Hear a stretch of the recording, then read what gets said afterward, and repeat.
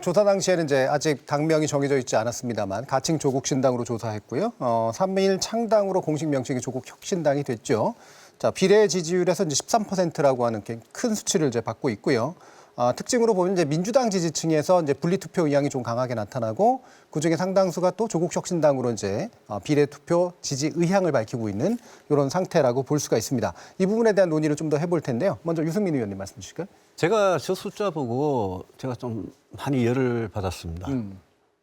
저는 조국혁신당을 지지하시는 13%의 유권자 국민들께 그게 제가 뭐 그분들 자유니까 제가 그게 잘못됐다, 잘됐다 이런 말씀을 드리는 건 제 오만이고요. 다만 제가 한 가지 말씀드리고 싶은 거는 보수 진보를 떠나서 아니 조국 씨가 지금 2심에서 파렴치한 범죄 행위로 2년 징역형을 받은 사람이고 법정 구속이 안 됐다 뿐이지 이게 대법원에 가가지고 확정 판결이 나면 여러분이 뽑아주셔도 조국 씨는 조국 전 장관은 저 당의 대표는 물론이고 국회는 할 수 없는 분이에요. 오늘 보니까 이재명 당대표, 민주당 대표하고 조국 혁신당의 조국 대표하고 두 분이 만나서 악수하고 이러는데 아니 제가 뭐 윤석열 정부 제가 뭐 보수 진영에서 가장 아프게 비판하던 잘못한 비판하던 사람인데 우리 정치가 저게 민주주의의 정치 선진국 같으면 저는 있을 수 없는 일이라고 생각합니다. 어떻게 2심에서 항소심에서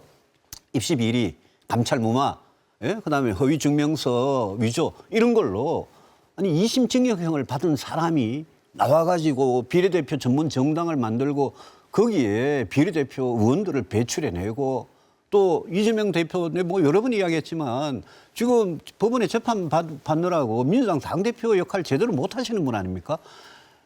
그래서 거꾸로 얼마나 어떤 자괴감이 드냐 하면, 야, 우리 국민의힘 윤석열 정부가 얼마나 잘못했으면, 아니, 선진국에서는 도저히 있을 수 없는 이런 초현실적이고 엽기적인 이런 정당이 나타나가지고 거기에 13%라는 지지가 있다니, 저는 정말 이거는 좀 참담한 느낌이 듭니다. 우리 정치가 이렇게 가면 서로 보복하고 죽이고 서로 증오하고 이런 정치로 그냥 계속 가는 거예요. 우리 정치가 언제 무슨 시대의 문제를 고민하고 해결하고 그런 정치가 될 수 있겠습니까? 그래서 저는 저 조국 전 장관, 제가 뭐 개인적으로 무슨 악감이 있어서 이런 말씀 드린 건 전혀 아닙니다.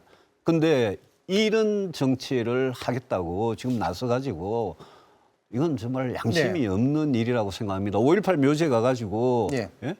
자기와 자기 가족이 검찰 수사에 당해보니까 광주 시민들의 그 분노를 알겠다고 그래 말씀하시는데 아니 그게 무슨 말입니까? 5.18 민주화 운동하고 조국 씨가 파렴치한 범죄로 이렇게 형을 받은 거하고 이게 무슨 상관이 있습니까? 이 문제는 유시민 작가님 조국 전 장관 편들라 그러지 마시고 이거는 동의를 해주셔야 돼요. 이런 문제는. 동의를 왜 강요하세요? 자, 이게 이제 저도 해주시면 좋겠다. 저도 해볼까요, 그러면? 이게 이제 사실은 두 충이의 문제인데요. 하나는 이제 방금 말씀하신 건 이제 일종의 정치적 의견이고요. 근데 두 번째는 왜 이런 선택들이 나올까에 대한 어떤 해석도 필요한 부분인데 다시 말하면 좀 참담한 선택을 하는 분들이 이렇게 많나라는 놀라움을 지금 주로 얘기하신 것 같아요. 예, 일단. 그러니까 우리가 정치를 비평할 때 도덕을 기준으로 하면 참 힘들어요. 도덕을 기준으로 하면요. 그러니까 현실에서 무슨 일이 일어나면 다 그게 무슨 도덕입니까? 지금 불법을 이야기하고 있는데 거기 무슨 도덕? 파렴치한이라는 것은 도덕에 관한 문제잖아요. 아니 입시 비리가 파렴치한 거죠. 그러면 이 파렴치한 범죄가 아닙니까? 그러니까 이제 제가 이제 드리는 말씀이 그거예요. 예. 제가 이제 그런 식으로 말하면 선진국이라면 있을 수 없는 일이죠. 윤석열 대통령이 자기 손으로 잡아놓은 파렴치범들을 사면 복권해주고. 이렇게 제가 말하지 않잖아요. 아니요, 그렇게 말씀하세요. 아니, 그렇게 말씀하셔야지 우리 정치가 바뀌어요. 아닙니다. 저는 그렇게 보지 않고요. 우리가 정치 행위를 비평할 때는 가능하면 도덕에서는 한 걸음 떨어지는 게 저는 좋다고 생각하고요. 그래서 제가 지금 뭘 할 때 도덕적으로 아까 뭐 김영주 의원이나 이런 분 얘기할 때 제가 도덕으로 비난한 건 아니에요. 임종석 씨에 대해서 얘기할 때 도덕으로 얘기한 건 아닙니다. 지금 우리가 전직 대통령들에 대해서도 그런 식의 언사들을 참 많이 썼죠, 과거에. 저는 정치의 도덕을 섞기 시작하면 이제 정치가 참 강팍스러워진다고 보고요. 정치에 이제 법을 갖다 대기 시작하면 정치가 설 공간이 없어진다고 봐요. 지금 우리 정치는 비정상적입니다. 그러니까 우리 정치는 이제 유승민 의원님이 개탄하시는 심정에 저는 공감을 해요. 공감을 하는데 지금은 거의 정치가 사라졌고요.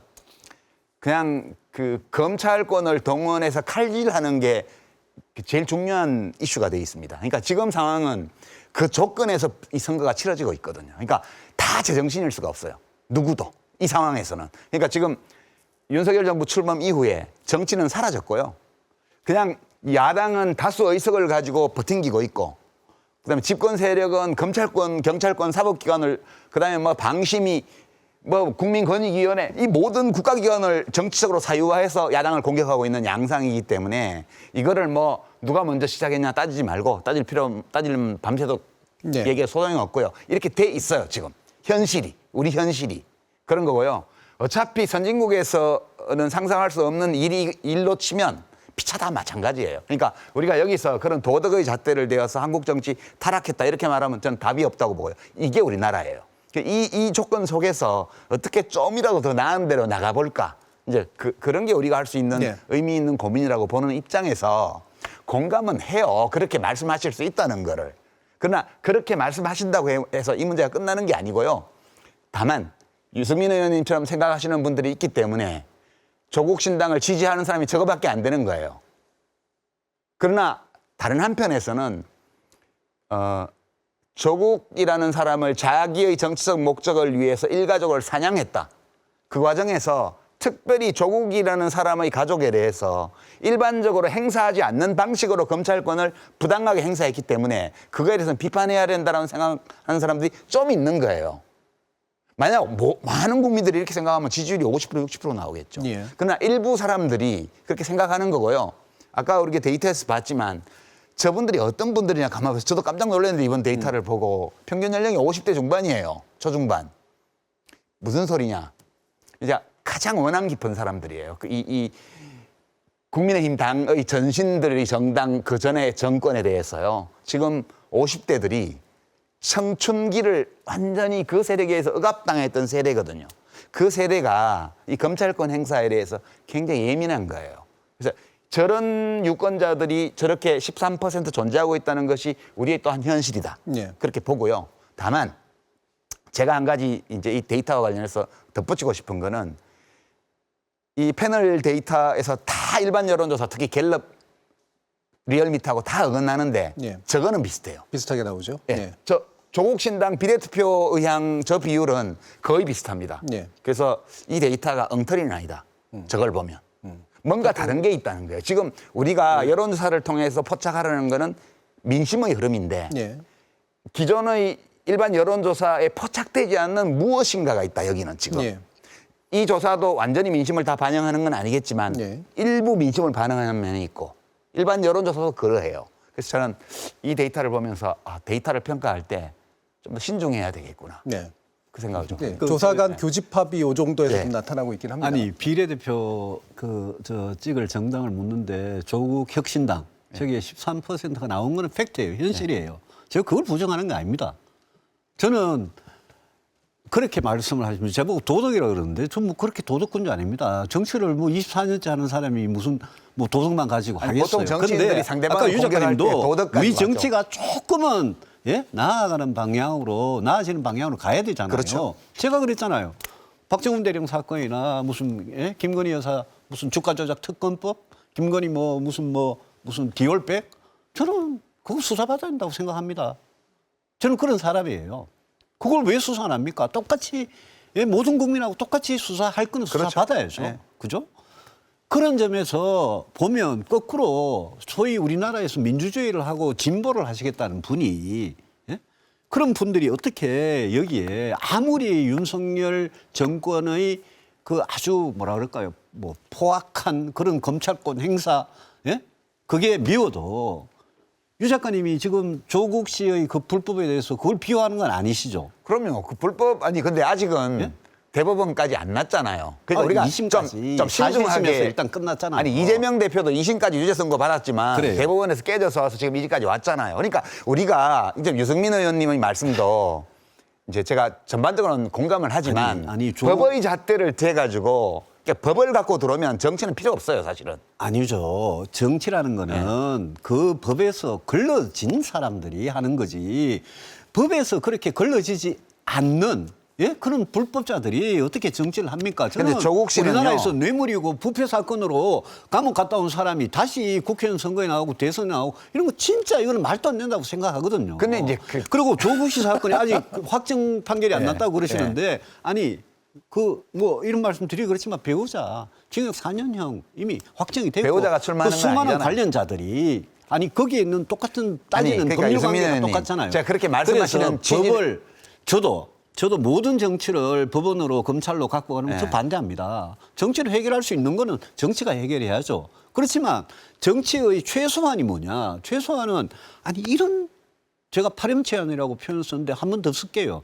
이런 파렴치한 범죄를 저지른 사람은 정치를 하면 안 되는 거죠. 그러니까. 그래서 13%라는 게 저같이 생각하면 13%가 될 수가 없어요.